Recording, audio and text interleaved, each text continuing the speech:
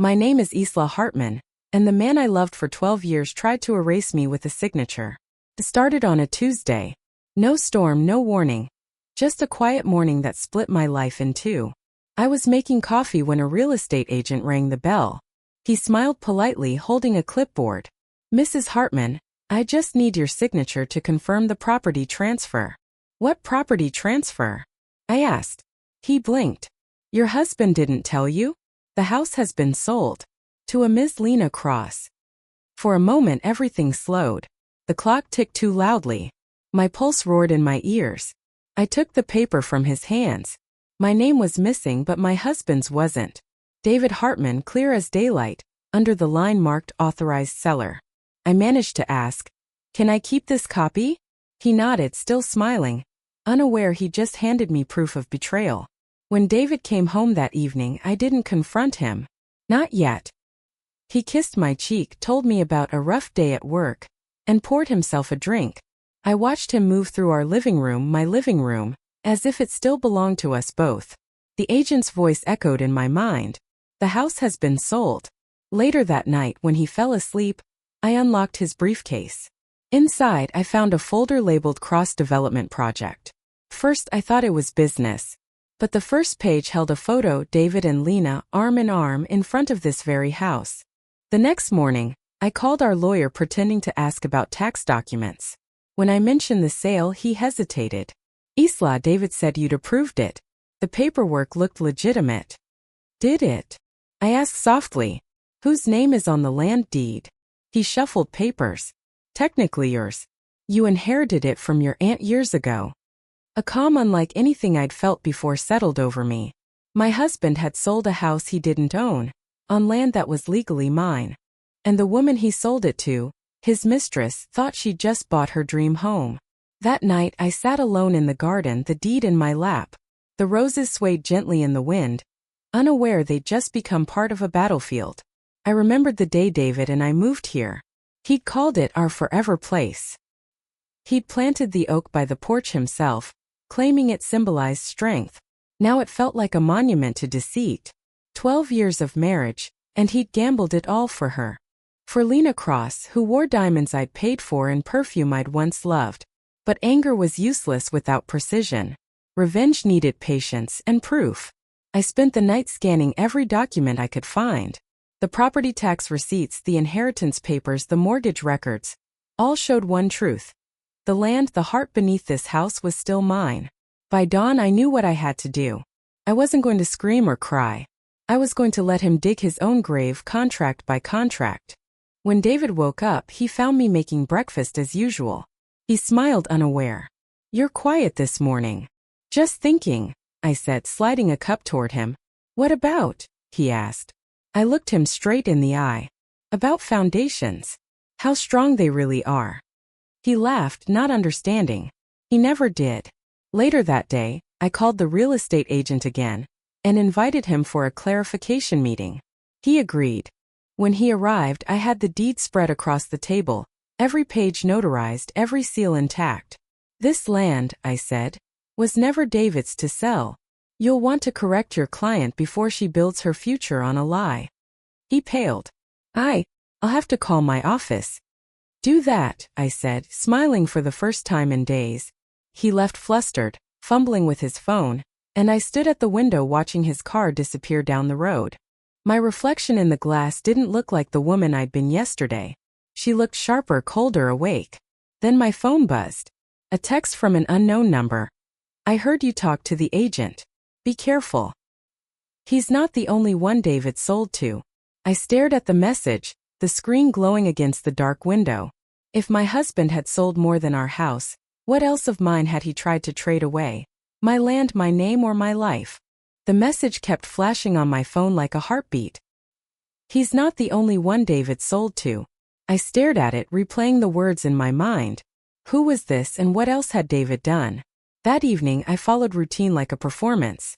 I cooked his favorite dinner. I smiled when he spoke about work meetings. I even laughed when he joked about buying a boat. The more he talked, the clearer it became. He was testing how much I knew. After midnight, when he slept, I checked his laptop again.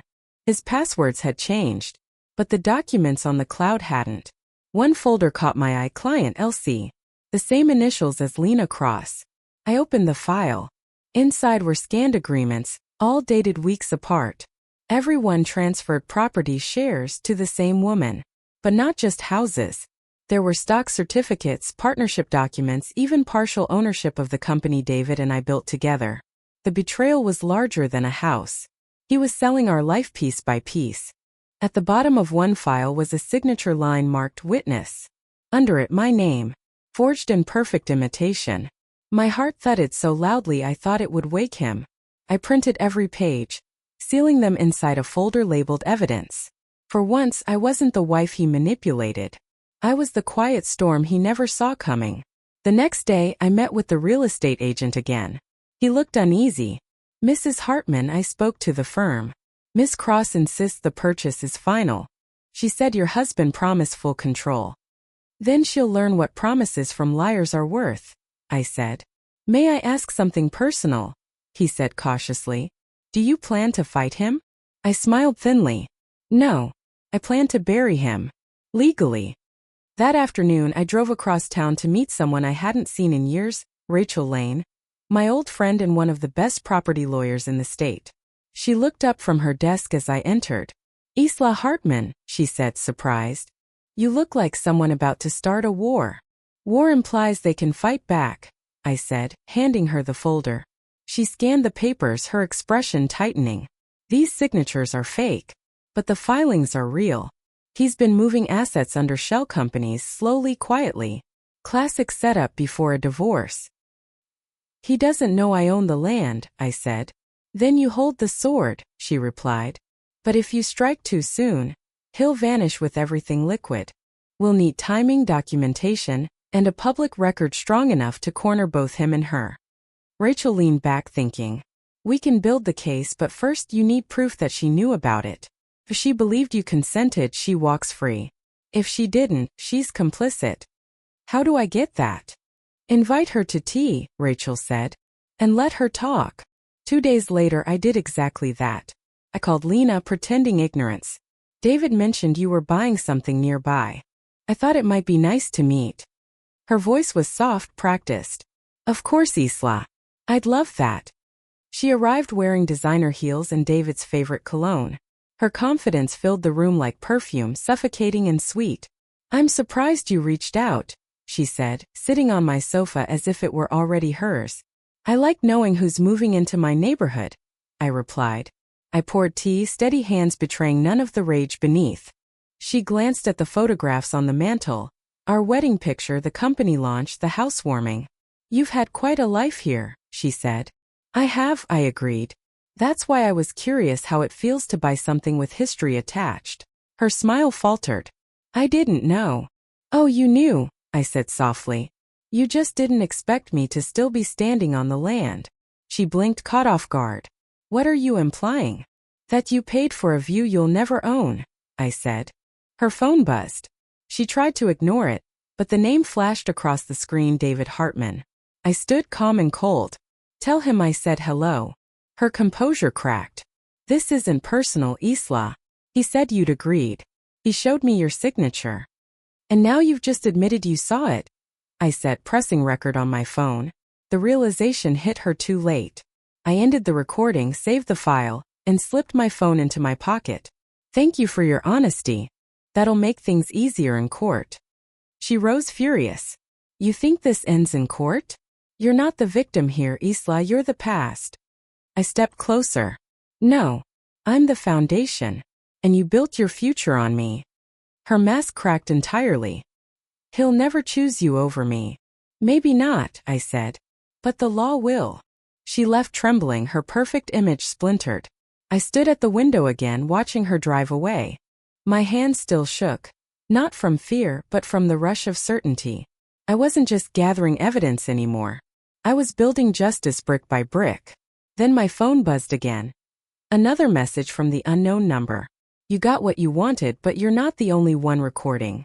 I stared at the screen. Whoever sent those messages wasn't warning me anymore. They were watching me. That night I could not sleep. Every sound in the house felt alive.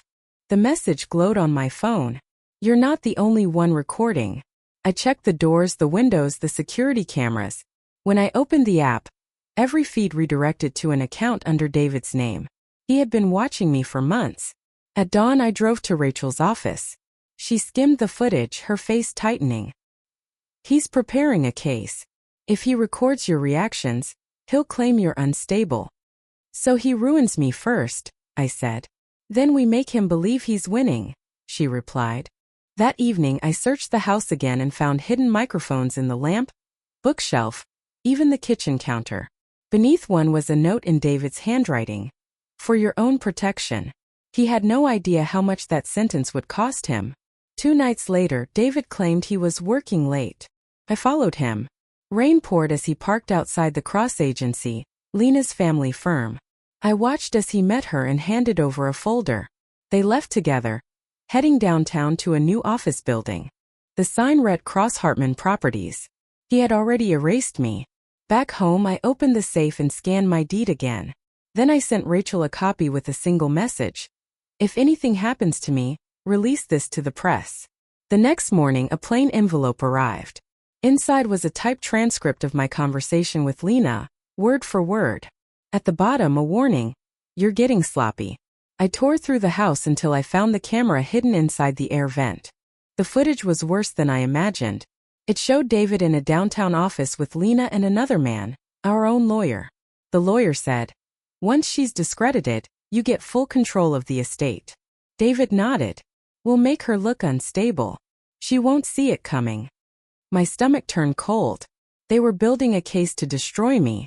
I sat in the garden as dawn broke, the same place where I had once believed in love. The wind moved through the roses like whispering ghosts. If they wanted to paint me as a desperate wife, I would give them exactly what they wanted, until the truth crushed them from the inside. I began writing an anonymous letter to the press with every document, every recording, every date. By the time they realized what I'd done, the damage would already be public. At midnight, I placed the sealed envelope in the mailbox. The porch light flickered. When I turned back, David was standing in the doorway, eyes cold. He smiled. "You've been busy, Isla. Tell me, who else knows?" David stood in the doorway, the rain behind him glowing under the porch light. His calm made my blood freeze. "You've been busy," he said. "Who else knows?" I forced my voice steady. "Only the people you underestimated." He stepped closer. "Then maybe I should start estimating correctly."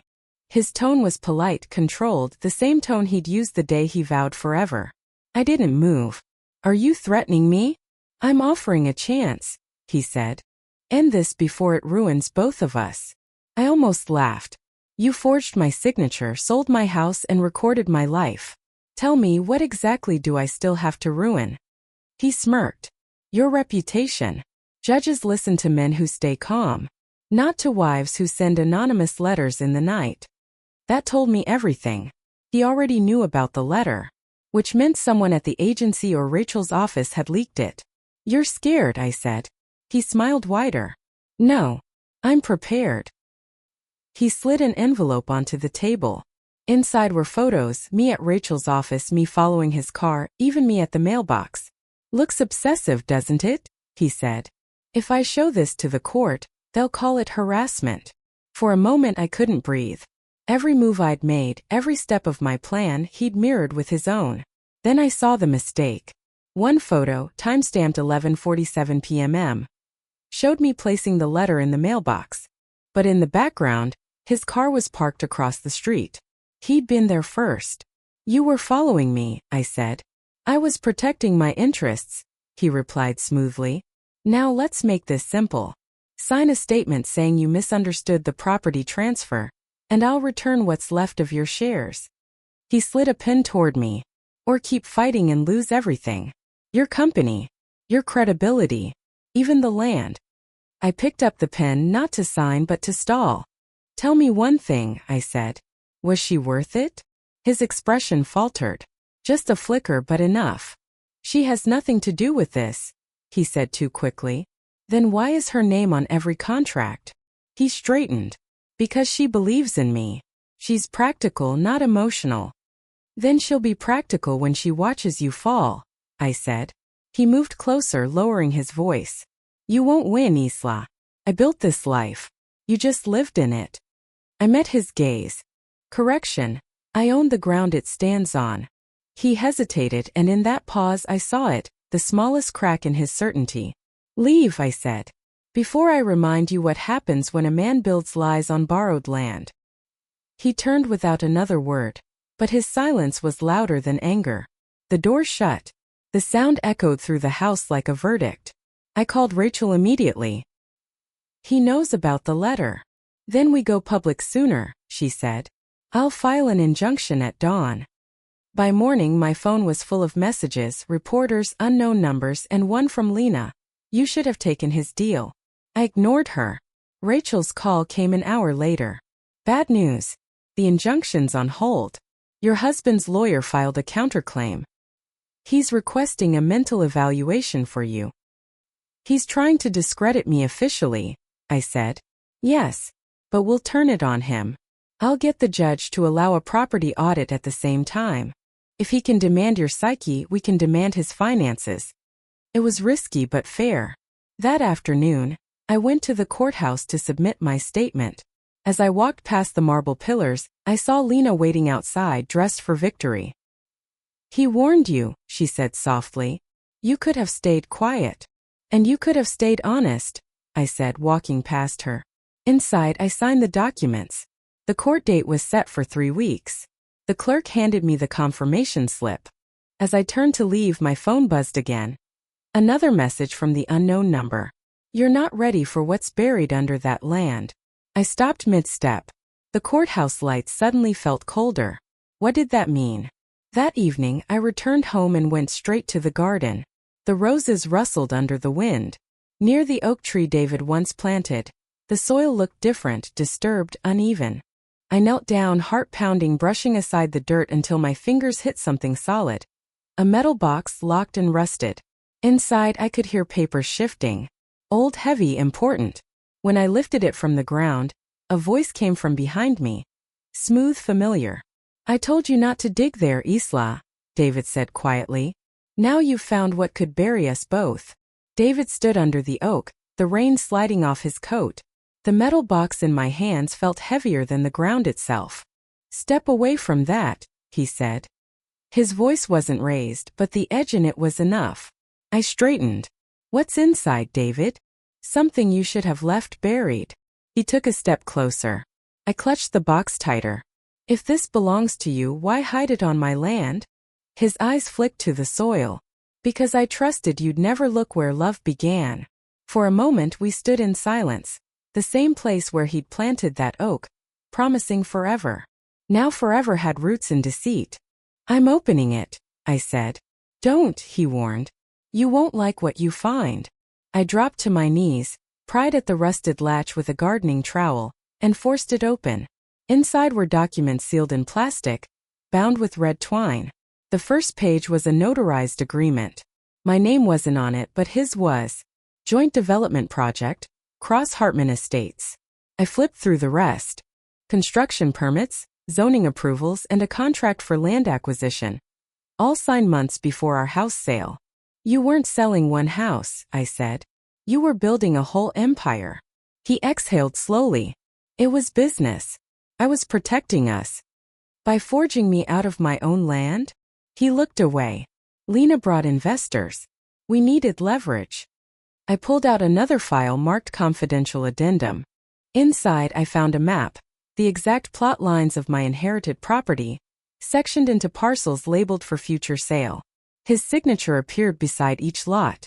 He had planned to sell everything piece by piece. You were selling my inheritance to her, I said quietly. All of it. I was expanding, he snapped. You were sentimental. I had to think like a businessman. I stared at him. You mean a thief? For the first time his mask slipped. You think anyone will believe you? I've got proof of your instability, your obsession. You've been spying, recording. Because you did first, I cut in. And I have the footage to prove it. He froze. I pulled my phone from my pocket and showed him the file, the video of him with Lena and the lawyer discussing how to discredit me. His color drained. You wouldn't, he said. Try me. We stood in silence as thunder cracked overhead. The oak swayed, leaves scattering like confessions. Then he spoke softly, almost pleading. If that video goes public, they'll arrest me. The board will collapse. You'll lose everything too, your company, your land, your peace. Peace left with your loyalty, I said. He stepped closer. You're not thinking clearly, Isla. That file destroys both of us. Only if I stop before the truth finishes its work. I closed the box and stood. I'm taking this to Rachel. Every page. Every plan. He reached for my arm, but I pulled back. Touch me again, and I'll call the police before you finish your next lie. His hand dropped. You'll regret this, he said. Not as much as you will, I replied, walking away through the rain. Inside, I dried the papers and scanned them page by page. My mind spun with dates, signatures, numbers, all linking back to him and Lena. The project wasn't just fraud. It was laundering money through fake land deals. Rachel called as I worked. The court approved the audit. If we can prove the funds were misused, we can freeze his assets immediately. I'll send you something better than proof, I said. I've got his confession, his contracts, and his burial site. She hesitated. Burial site? The place he planted his lies. That night, I backed up everything on a cloud drive and hid the box under my car seat. If he wanted it, he'd have to chase it. But as I left the house, I noticed something strange. The oak tree had fresh soil near its base again, disturbed since I dug the box out. Someone had been there after me. I crouched and brushed the dirt aside. Another small object surfaced. A USB drive wrapped in black tape. I pocketed it, unsure if it was his or something older. When I plugged it in at Rachel's office the next morning, a single video appeared. The screen showed David's office. The date stamp was 6 months ago. Lena sat across from him, holding a glass of wine. Her voice was soft. Once it's all in my name, you'll get your payout. Then you disappear. He laughed. You think I'll just walk away? She smiled. You will when you realize I already transferred the land into my company. My breath caught. She had double-crossed him. As the video ended, a new message appeared on my phone. Unknown number again. You think you're exposing him, Isla. But she's already coming for you next. The message on my phone pulsed like a warning. She's already coming for you next. By morning, I understood what that meant. My inbox was flooded with alerts. Fraudulent transactions, legal notices, and one chilling email from Cross Hartman Properties. It read, effective immediately, Ms. Isla Hartman is removed from all land-related titles pending investigation for forgery. I stared at it, disbelief hardening into resolve. Lena wasn't just attacking David now. She was cutting through him to reach me. Rachel called minutes later. I saw the filings. Lena submitted counterfeit documents under your name. Same signature David forged, but this time she filed them first. She's trying to reverse the narrative. She's framing me, I said. Yes, but she made a mistake. The timestamps on those forms are from before your inheritance transfer. That means she forged them retroactively. I opened the metal box again, scanning each page until I found what I needed. A property clause signed by the notary who handled my aunt's estate. It was dated 2 years before the Cross Hartman papers. Proof of ownership that couldn't be undone. Rachel exhaled. That's the weapon. We'll present it at the audit hearing. Then let's move fast, I said. She's already rewriting my story. That afternoon, a courier arrived at my gate with a glossy envelope marked invitation. Inside was a card embossed with gold lettering. Cross Hartman Charity Gala, hosted by Lena Cross. And beneath it a handwritten note. If you want the truth, come tonight. No lawyers. No police. Rachel urged caution. She's baiting you. Good, I said. Let her think I'm hungry. By sunset, I walked into the ballroom alone. Cameras flashed, music echoed, and in the center of it all stood Lena, radiant in red. When she saw me, her smile widened, cold and practiced. Isla Hartman, she greeted, voice dripping with performance. The woman of the hour. Funny, I said. You're hosting a charity with stolen money. She laughed lightly. Oh, darling, perception is everything. You'll learn that once I've rebuilt this company under my name. Not if I rebuild it first, I said. Her expression sharpened. You think you can still win? The board believes me. The public believes me. Even your husband. Ex-husband. I cut in. And I'm sure he'll love to hear what you told him on video. That wiped the smile off her face. You're bluffing. Am I? I handed her a small USB drive, a decoy copy. Here's our deal. Publicly clear my name at the hearing tomorrow, and the footage stays buried. Refuse and everyone sees your confession by sunrise. Her eyes flickered with calculation. And if I take this to the police first? They'll see your forged documents right next to it. She leaned in close, whispering, You underestimate me. David was a fool. You're sentimental. That's why neither of you will win. I don't need to win, I said. I just need the truth to surface. Before she could answer, a man approached the stage with a microphone. Ladies and gentlemen, he announced, our co-founder, Ms. Lena Cross, has a special announcement. Lena froze. I realized she hadn't planned this. David stepped into the light beside her, immaculate in a tailored suit. You didn't think I'd let you celebrate without me, did you? He said. The crowd murmured. I saw Rachel near the back, eyes wide. She'd come anyway. David smiled at the audience. It's time to correct a few misconceptions about our partnership. Lena's voice faltered. David, don't.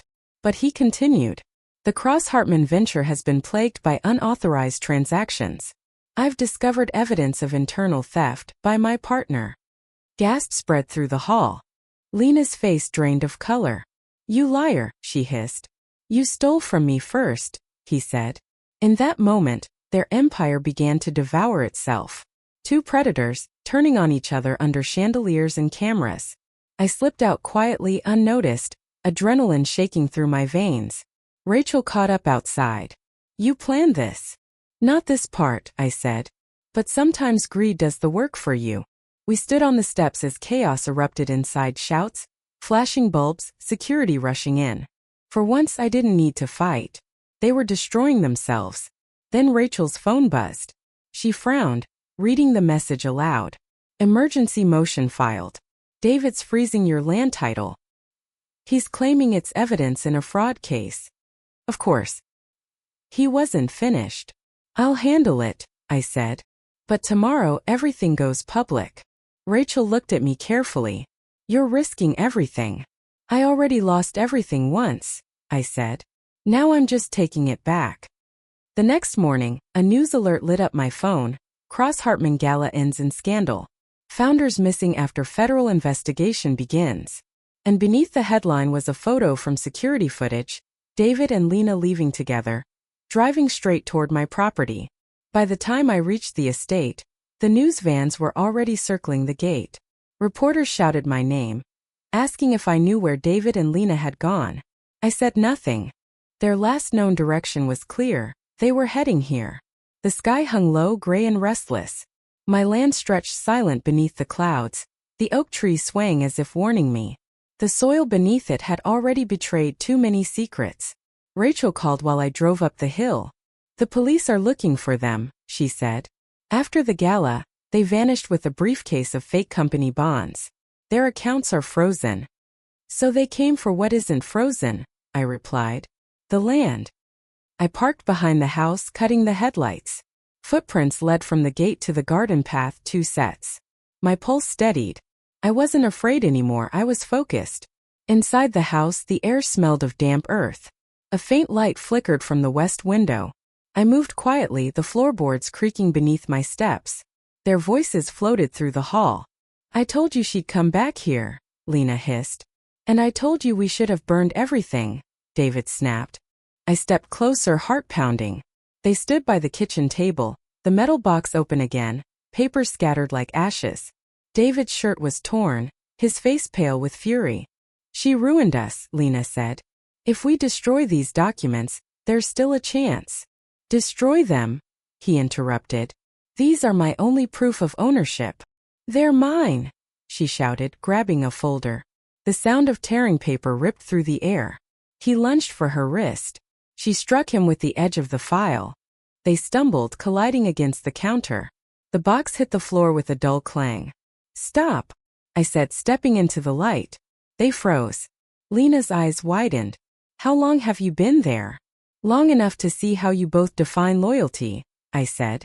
David's voice turned cold. You shouldn't have come alone. I didn't, I said. Every camera on this property is streaming live to the police database.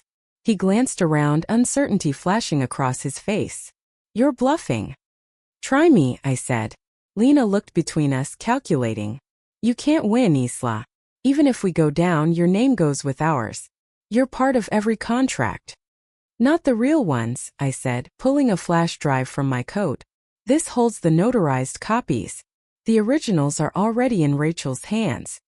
Her composure cracked. You played both of you, I finished. While you built your empire of deceit, I built your downfall. You just gave the world your confession. David's voice shook with rage. You think the police will let you walk away untouched? You'll be dragged through every headline, every courtroom. Maybe, I said. But the difference is, I'll still have my land when it's over. He stepped closer, low and dangerous.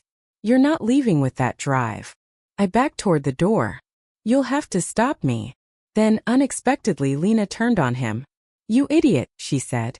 You thought she'd come here without protection? He frowned. What are you talking about? She laughed, sharp and bitter. You never learned. I always bet on whoever wins. In one motion, she snatched the flash drive from my hand and ran. David shouted, chasing her through the doorway. I followed them out into the rain. The night erupted with chaos. Lena slipping on the muddy slope, David yelling her name, headlights from approaching police vehicles flashing through the fog. She stumbled, the flash drive flying from her hand. It landed near the oak, glinting faintly in the mud. I lunged for it, grabbing it just as David caught up. Give it to me, he shouted, grabbing my arm. We struggled, rain soaking us both, until sirens cut through the night. Flashlights swung across the yard. Officers poured through the gate. Lena screamed. She has it. She stole everything. I lifted the flash drive high. Here's your evidence, I told the officers. Every signature, every theft, recorded and verified. David tried to speak, but the officers restrained him. Lena fell silent when the handcuffs clicked around her wrists. As they were led away, David looked back at me once more. You'll regret this, Isla. You've destroyed everything. No, I said quietly. I just cleaned the soil. The officers took the box, the papers, and both of them. I stood in the rain until the sirens faded, the oak tree still bending in the wind above me. Rachel arrived minutes later, soaked but smiling faintly. It's over, she said. Almost, I replied. She frowned. Almost. I looked down at the spot where the flash drive had landed. The mud there was deeper than before. Something else glinted beneath the surface. A corner of metal, old and corroded. I crouched, brushing the dirt aside until I saw the edge of another sealed box, smaller, older, and the initials carved into it froze my breath. IH. The rain had softened into mist, yet the air felt heavier than before. The smaller metal box gleamed faintly in the mud, marked with the same initials as mine, IH. I lifted it carefully, brushing away soil that had likely hidden it for years. It was older than David's box, its hinges rusted and delicate. Rachel crouched beside me, eyes wide. You didn't bury this? No, I said quietly. But someone wanted me to find it. We carried it inside. The house was nearly empty now, the echo of what had happened hours before still clinging to the walls. The oak's shadow fell across the kitchen floor through the rain-streaked window as I pried the lid open. Inside were 2 sealed envelopes, a leather-bound diary, and a single brass key tied with red thread. On top rested a folded letter, addressed in my aunt's handwriting. My dearest Isla, if this reaches you, it means the truth has come full circle. You inherited more than land. This property was built on broken promises, and not all of them were David's. My throat tightened. I read on, each word like a quiet revelation. Years ago, before your father passed, he mortgaged part of this estate under my name. The debt was cleared, but the record wasn't erased. Someone kept those documents alive, waiting to use them. You'll find what they wanted in the diary. The key opens the place where they hid the proof. Rachel leaned closer. Someone reactivated the mortgage file recently, she said, scanning the papers. That's how David and Lena could claim parts of your title. They found this loophole. I flipped open the diary. The handwriting shifted halfway through. My father's, then my aunt's. Between them, a short exchange dated the year I turned 10. The second vault is sealed. Keep the key safe. When she's old enough, she'll understand. Beneath that, my aunt had drawn a rough sketch of the estate, the oak tree, the house, and an X near the old barn. Rachel frowned. Another vault? Are you sure you want to keep going? I've come too far to stop, I said. We followed the path behind the house. The barn loomed in the fog, abandoned for years, its wooden beams creaking with age. Inside, the air smelled of rust and dust. Tools hung on the walls like forgotten memories. In the corner, beneath a tarp, was a cement slab with faint lines etched into it. The brass key fit perfectly into a slot near its base. I turned it. A soft click echoed. The slab shifted slightly, revealing a hollow space below. Rachel shone her flashlight inside.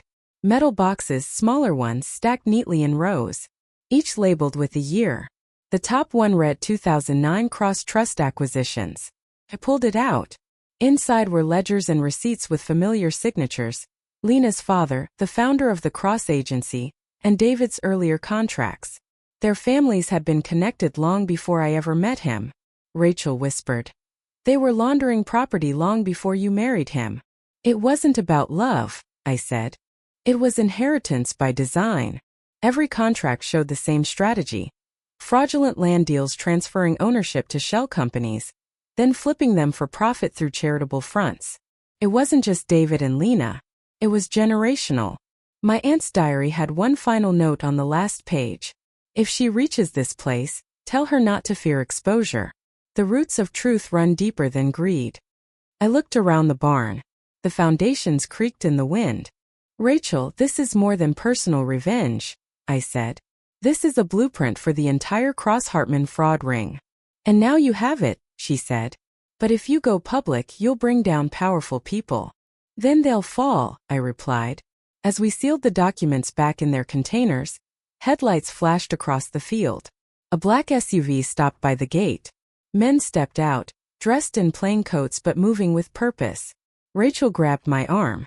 Federal agents? No, I said slowly. Too early. They didn't even know about this vault. The men started walking toward us. One called out, Miss Hartman, we're here on behalf of the estate trust. Please hand over the materials.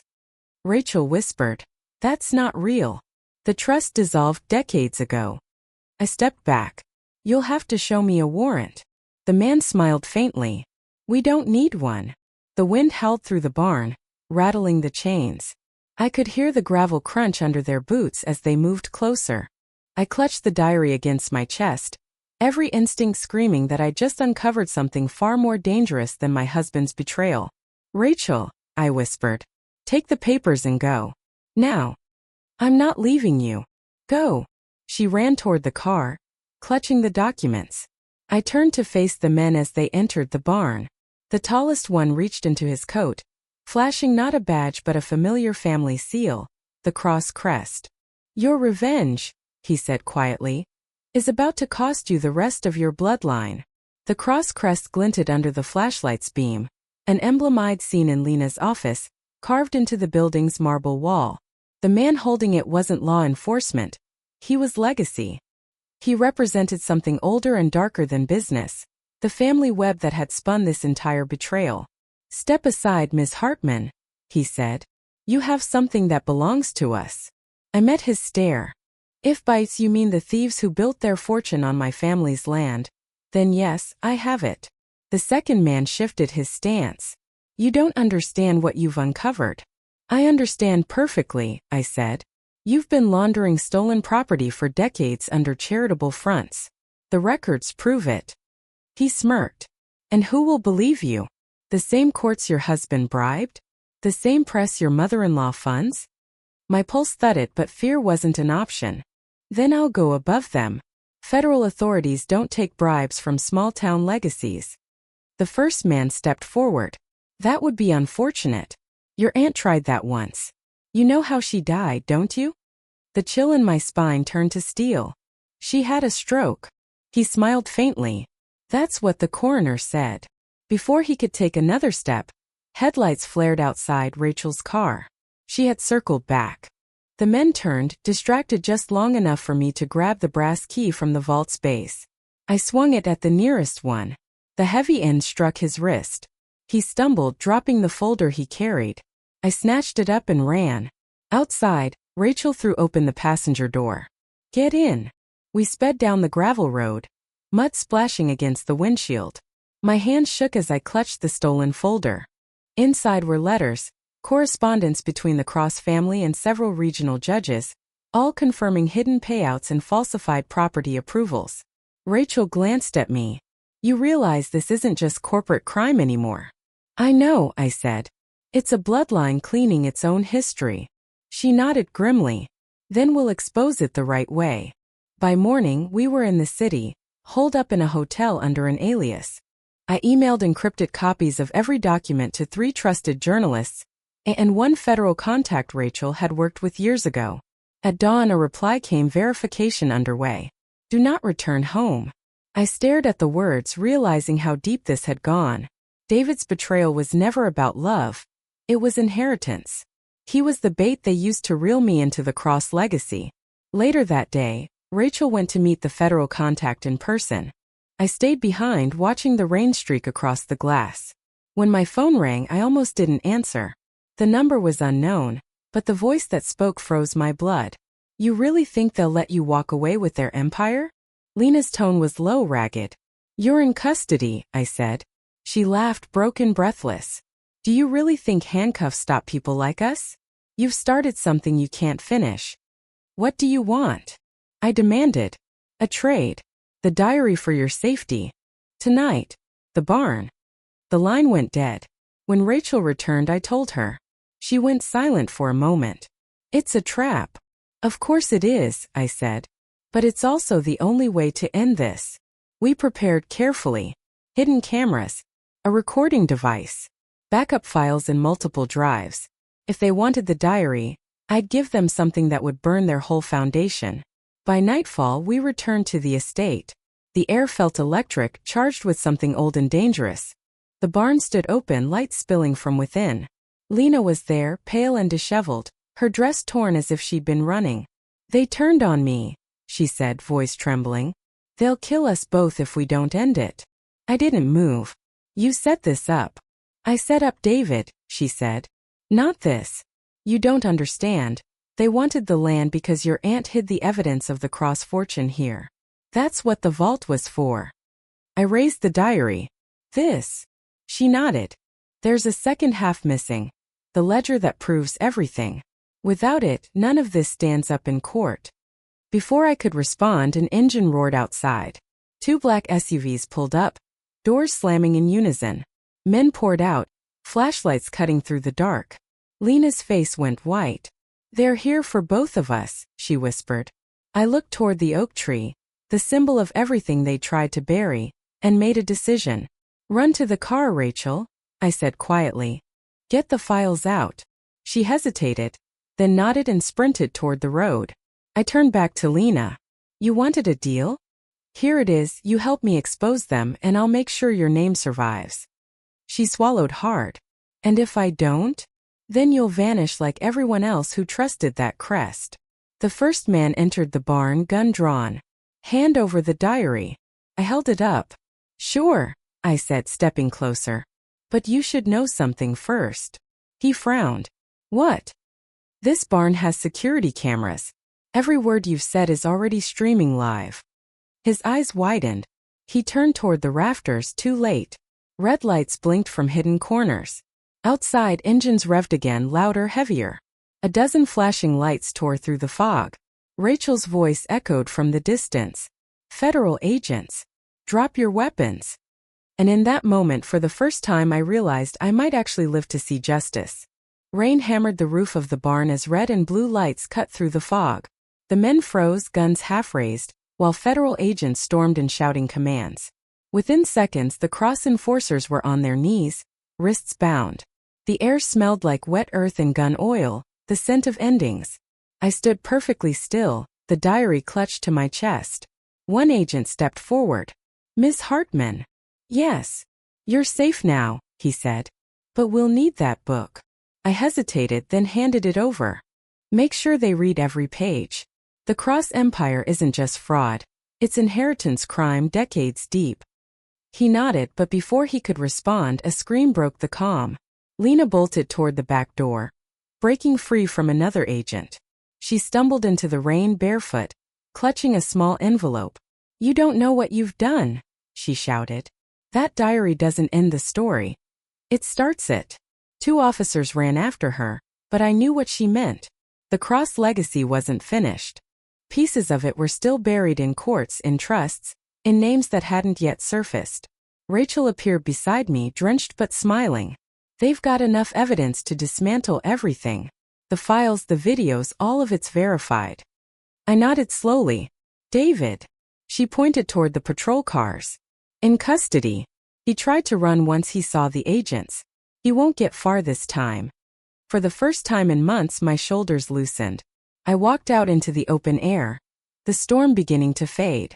The oak tree stood tall under the flashing lights, battered but unbroken like the land beneath it. The lead agent approached again. There's something you should see. He handed me a small metal tag found in one of the captured men's pockets.